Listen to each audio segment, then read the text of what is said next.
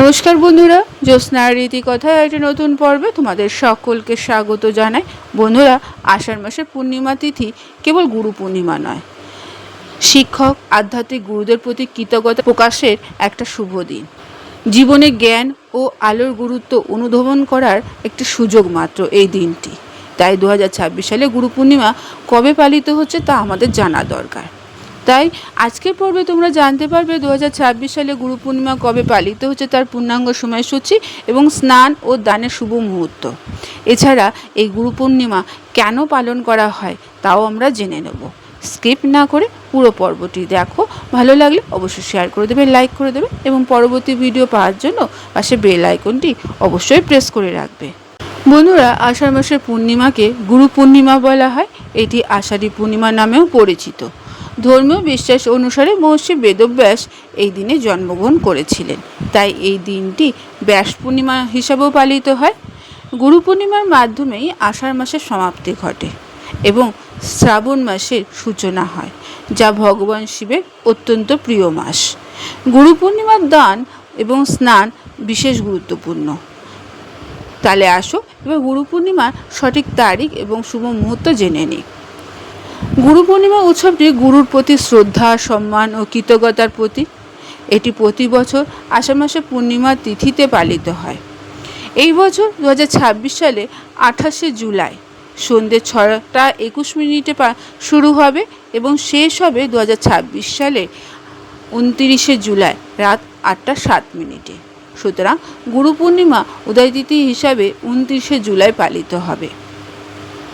স্নান দানের জন্য শুভ মুহূর্ত থাকছে ব্রহ্ম মুহূর্ত। এই ব্রহ্ম মুহূর্ত শুরু হচ্ছে 4:17 অর্থাৎ সকাল 4:17 থেকে 4:59 পর্যন্ত। বিজয় মুহূর্ত থাকছে দুপুর 2:43 থেকে 3:37 পর্যন্ত। সন্ধ্যাকাল মুহূর্ত থাকছে সন্ধ্যে 7:14 থেকে 8:17 পর্যন্ত। যদিও এই উৎসবে একাধিক শুভযোগের সমন্বয়ে পালিত হয়, তবে তার আধ্যাত্মিক তাৎপর্য আরও বেড়ে যায়। এই বছর গুরু পূর্ণিমায় এই কারণে বিশেষ বলে বিবেচিত। হিন্দু পঞ্জিকা অনুসারে এইবারে গুরু পূর্ণিমা প্রীতিযোগ, হর্ষণযোগ গঠিত হবে। উভয় যোগই দিনভর কার্যকর থাকবে।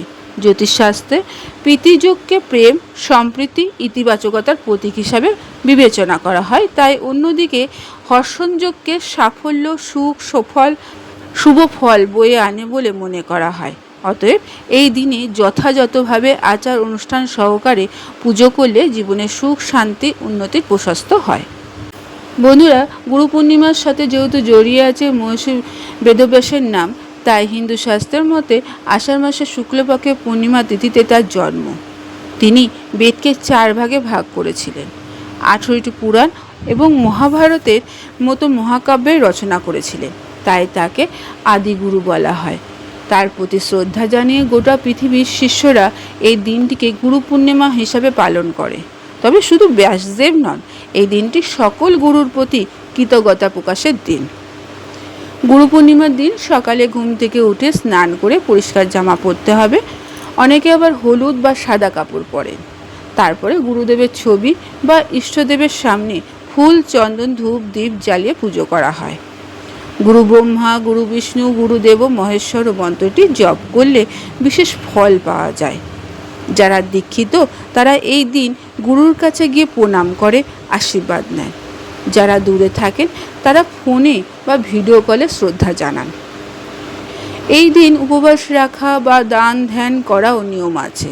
গরিব ছাত্রকে বই, বস্ত্র, অন্নদান করলে পুণ্য লাভ হয়। সন্ধ্যাবেলা পূর্ণিমার চাঁদ উঠলে তাকে অর্ঘ্য দেওয়ার প্রচলনও রয়েছে।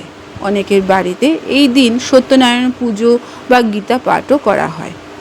29শে জুলাই সারাদিন তিথিটি থাকছে, তবে রাত 8:05 যেহেতু শেষ হয়ে যাবে, তাই সন্ধ্যের আগেই পুজো সেরে নেওয়াটাই ভালো। আর ভোরবেলায় ব্রহ্ম মুহূর্তে জপ ধ্যান করলে মন সবচেয়ে শান্ত থাকে। গুরু পূর্ণিমা আমাদের ব্যস্ত জীবনে একটা থামার জায়গা দেয়, একবার ভাবার সুযোগ দেয় যে আমরা আজ যা কিছু হয়েছি তার পেছনে কার অবদান আছে। তাই এই 29শে জুলাই দিনটি শুধু পুজোর জন্য নয়, কৃতজ্ঞতা জানানোর জন্য অপরিসীম। বন্ধুরা, আজকের পর্বটি এখানেই শেষ করলাম। এতক্ষণ আমার ভিডিওটি দেখার জন্য ও শোনার জন্য তোমাদের অসংখ্য ধন্যবাদ।